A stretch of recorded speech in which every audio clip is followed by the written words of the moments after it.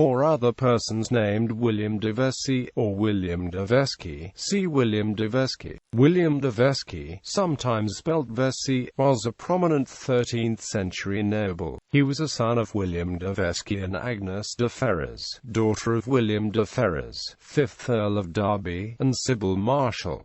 William died in 1297. He founded the Grey Abbey in Kildare, Ireland, for the Franciscans in 1260. During the Second Barons' War campaign of 1265, William held Gloucester Castle against Prince Edward. He was pardoned afterwards and entered the service of King Henry III of England. He served against the Welsh in 1277 and later in 1282. He was appointed the Justice of the Forest north of the Trent in 1285. Upon the death of his brother John de Vesci in 1289, William succeeded to the family estates. He was also granted the Constable of Scarborough Castle between 1289 until 1292.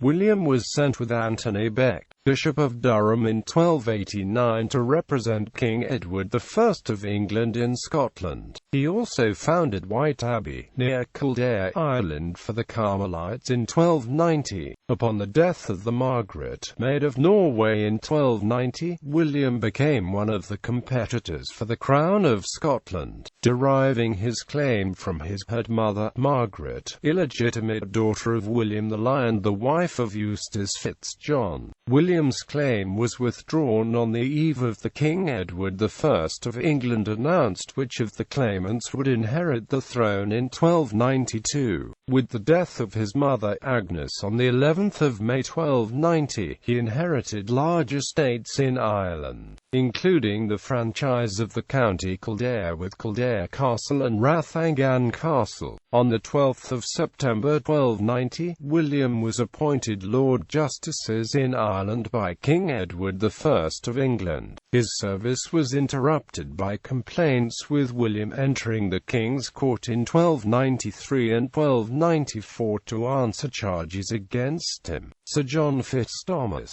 4th Lord Offaly, fiercely quarrelled with William over rival claimants of the King of Connaught. Fitz-Thomas made claims to King Edward I of England that William had accused the king of cowardice during the siege of Kenilworth Castle in 1266, and was organising a rebellion against the king.